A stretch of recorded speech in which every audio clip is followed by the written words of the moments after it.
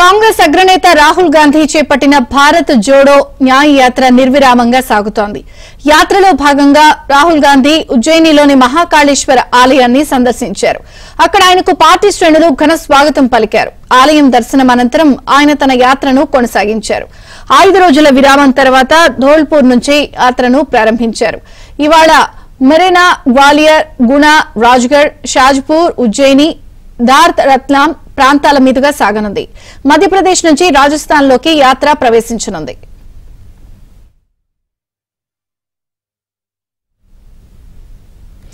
మొత్తానికి రాహుల్ న్యాయ యాత్ర చాలా చక్కగా సాగుతోంది. ఘన స్వాగతం పలుకుతున్నారు శ్రేణులు. ఇక ఈ రోజు రాజస్థాన్ లోకి అడుగుపెట్టే అవకాశం ఉంది. మరిన్ని వివరాలు మా ప్రతినిధి ఢిల్లీ బ్యూరో చీఫ్ కృష్ణ అడిగి తెలుసుకుందాం. కృష్ణ, ఉజ్జయిని మహాకాళేశ్వర ఆలయంలో ప్రత్యేక పూజలు కూడా చేశారు రాహుల్. అలాగే యాత్రకి సంబంధించిన అప్డేట్స్ ఏంటి? చంద్రిక, భారత జోడో న్యాయయాత్రలో భాగంగా రాహుల్ గాంధీ ఈ రోజు మధ్యప్రదేశ్ నుంచి రాజస్థాన్ లోకి ప్రవేశించబోతున్నారు. మధ్యప్రదేశ్ లో మొత్తం 9 జిల్లాలను కవర్ చేశారు. 7 రోజుల పాటు మధ్యప్రదేశ్ లో ఆయన భారత్ జోడో న్యాయయాత్రను చేశారు. మొత్తం 698 కిలోమీటర్లు మధ్యప్రదేశ్ లోనే ఆయన తిరగడం జరిగింది. గుణ, ఉజ్జయిని ప్రధాన స్థలాలు ఏవైతే ఉన్నాయో గుణ, ఉజ్జయినిలో కూడా అక్కడ ఉన్నటువంటి దేవాలయాలను ఆయన సందర్శించారు. ఈ రోజు రాజస్థాన్ లోకి ఆయన యాత్ర అడుగు పెట్టబోతుంది. మొత్తం 128 కిలోమీటర్లు రాజస్థాన్ లో ఆయన కవర్ చేయబోతున్నారు. ఒక్కరోజు మాత్రమే ఆయన రాజస్థాన్ లో ఉండబోతున్నారు.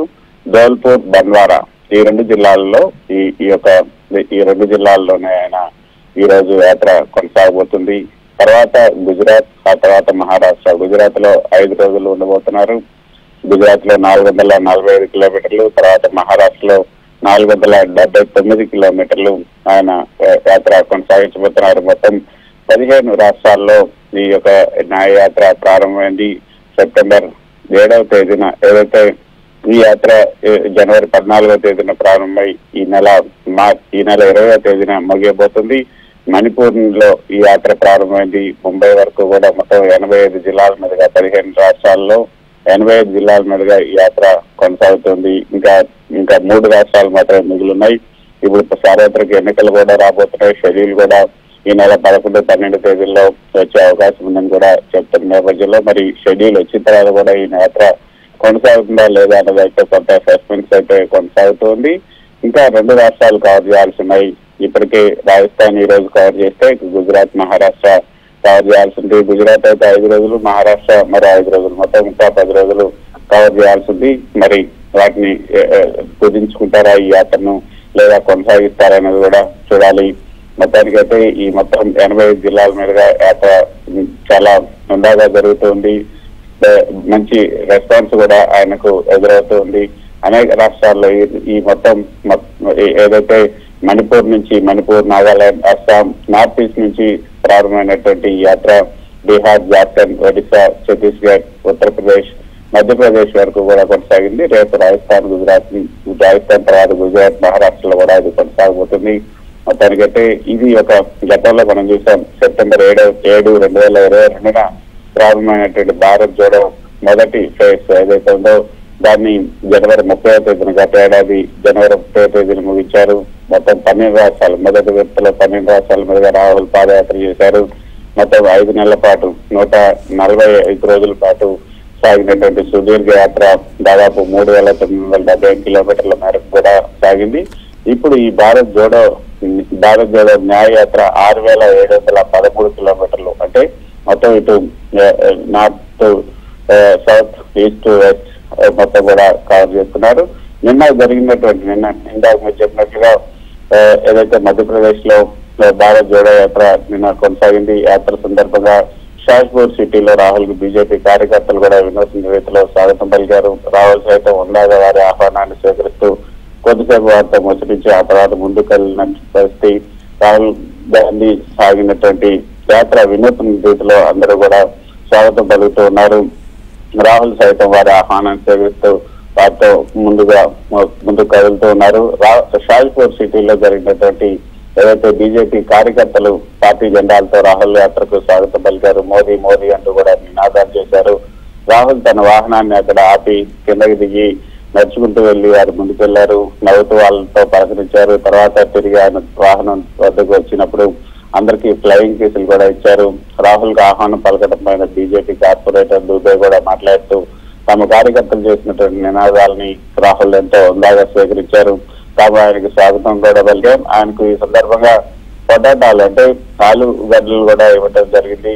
రాహుల్ కి పొటాటాలు ప్రకటించడానికి వచ్చిన ఫ్లాష్ బ్యాక్ కూడా ఉంది. గతంలో రాహుల్ ఈ పొటాటాలను బంగారంగా మార్చవచ్చంటూ ఒక వీడియో పంపించారు. సో ఆ వీడియోని గుర్తు చేసుకుంటూ ఆయనకి పొటాటాలు కూడా గిఫ్ట్ గా ఇచ్చారు. వాటిని కూడా ఆయన స్వీకరించారంటూ ఆయన చెప్పడం జరిగింది. సో మొత్తానికి అయితే ఈ రోజు రాజస్థాన్ లో అడుగుపెట్టబోతున్నటువంటి భారత్ న్యాయయాత్ర 2 జిల్లాలను కవర్ చేయబోతుంది. ఒకరోజు మాత్రం ఈ జిల్లాలు ఈ రోజు రాజస్థాన్ లో కవర్ చేస్తారు. మొత్తం 128 కిలోమీటర్ల దూరాన్ని అంటే హైబ్రిడ్ మోడ్ లో కొంత పాదయాత్ర కొంత వెహికల్ లో కూడా తిరుగుతున్నారు కాబట్టి మొత్తం 128 కిలోమీటర్లు ఈ రోజే రాజస్థాన్ లో కవర్ చేసే అవకాశం ఉంది. ఇంకా షెడ్యూల్ కూడా త్వరలో రాబోతున్న నేపథ్యంలో ఒక 4-5 రోజుల ముందే ఈ భారత్ న్యాయయాత్రను కుదించే అవకాశం ఉన్నట్లుగా కాంగ్రెస్ వర్గాల నుంచి మనకు అందుతున్నట్టు సమాచారం. మరి రాజస్థాన్ లో ఇటీవల ఎన్నికలు జరిగాయి. అక్కడ కాంగ్రెస్ ప్రభుత్వం దిగిపోయి మళ్ళీ బీజేపీ అధికారంలోకి వచ్చింది. మరి అక్కడ బీజేపీ కార్యకర్తలు ఎటువంటి ఆటంకాలను కల్పిస్తారు? మరి రాజస్థాన్ ప్రభుత్వం రాహుల్ గాంధీ న్యాయయాత్రకు సానుకూలంగా అంటే ఎటువంటి ఆటంకాలు కల్పించకుండా నిర్విఘ్నంగా ఈ యాత్ర సాగేందుకు సహకరిస్తుందా లేదా అని కూడా చూడాల్సి ఉంటుంది. మధ్యప్రదేశ్ లో లాగా అక్కడ కూడా బీజేపీ కార్యకర్తలు ఏమైనా అడ్డుపడతారని కూడా చూడాల్సి ఉంటుంది. పలు రాష్ట్రాల్లో అయితే అక్కడ అంటే రాహుల్ గాంధీ బీజేపీ నేతృత్వంలో ఉన్నటువంటి ప్రభుత్వాలు ఏదైతే ఉన్నాయో అస్సాంలో ఉదాహరణకు చూసుకుంటే అక్కడ హేమంత్ బిశ్వా అక్కడ రాహుల్ గాంధీ ఒక్క విషయం చెప్పండి కృష్ణ, ఇప్పటికే ఈ మధ్యప్రదేశ్ లో జరిగిన ర్యాలీలో కొన్ని యువతని బేస్ చేసుకుని లేకపోతే నిరుద్యోగాన్ని బేస్ చేసుకుని కొన్ని వాగ్దానాలు చేసే అవకాశం ఉంది, దానిపై కసరత్తు జరిగింది అని అంటున్నారు. అంటే ఆ అంశాలకు సంబంధించి ఏదో ఒక 10 పాయింట్ ఫార్ములా అన్న విషయం తిరుగుతోంది సోషల్ మీడియాలో. దాన్ని ఏమన్నా ప్రకటిస్తారా? అలాగే మరి ఇప్పటికే కాంగ్రెస్ అభ్యర్థుల జాబితాపై కసరత్తు కూడా ఎంతవరకు వచ్చింది? ఏమైనా అభ్యర్థుల్ని అక్కడ ప్రకటించే అవకాశం ఏమైనా ఉందా? ఖచ్చితంగా విజయ చంద్రిక సార్వత్రిక ఎన్నికల నేపథ్యంలో ఏ ఓటర్లను ఆకట్టుకునేందుకు కాంగ్రెస్ పార్టీ ప్రణాళికలు అయితే రచిస్తుందనే చెప్పొచ్చు. ఎన్నికల హామీలో ఉపాధి హక్కును కూడా చేర్చాలని రాహుల్ గాంధీ నిర్ణయించారు. ఈ ఏదైతే ముందుగా పరీక్షా ఫలితాల లీకేజీని అరికెట్టేందుకు కఠిన చట్టాన్ని తీసుకొస్తామని కూడా రాహుల్ గాంధీ యువతకు భరోసా ఇచ్చారు. ఈ అంశాలన్నింటినీ కూడా మేనిఫెస్టో చేర్చాలని కూడా ఆయన నిర్ణయించారు. మధ్యప్రదేశ్ లోని బద్నావర్ లో బహిరంగ సభ కూడా జరగబోతుంది. ఈ కార్యక్రమానికి కాంగ్రెస్ అధ్యక్షుడు మల్లికార్జున ఖర్గే అదేవిధంగా రాహుల్ కూడా హాజరవుతున్నారు. ఈ సభలో ఉపాధి హక్కుకు సంబంధించినటువంటి ప్రకటన వెలువడే అవకాశం ఉందని పార్టీ వర్గాలు భావిస్తున్నాయి. కాంగ్రెస్ వర్కింగ్ కమిటీ కూడా త్వరలో ఖరారు చేయబోతుంది మేనిఫెస్టో. ఆ మేనిఫెస్టోలు కూడా ఇవన్నీ కూడా ఉండే అవకాశం ఉంది. ఇలాంటి పథకాన్ని తీసుకురావడం ఇదే తొలిసారి బహుశా. ఎందుకంటే ఉపాధి హక్కు అన్నది యువతకు ఉపాధి హక్కు అన్నది అటువంటి చట్టం అన్నది ఇదే తొలిసారి అనే చెప్పొచ్చు. ఇప్పటికే అభివృద్ధి చెందినటువంటి దేశాల్లో కూడా ఇటువంటివి లేవు అన్నది కాంగ్రెస్ పార్టీ సీనియర్ నేతలు చెప్తున్నారు.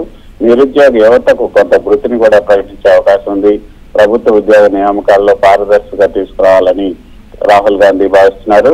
దీనిలో భాగంగానే దేశంలో ప్రశ్నాపత్రాల లీకేజీలకు బాధ్యులైన వారందరిపైన కఠిన చర్యలు తీసుకోవాలని కూడా ఒక చట్టాన్ని తీసుకొస్తామని మేనిఫెస్టోలో హామీ ఇస్తామని రాహుల్ గాంధీ చెప్తున్నారు.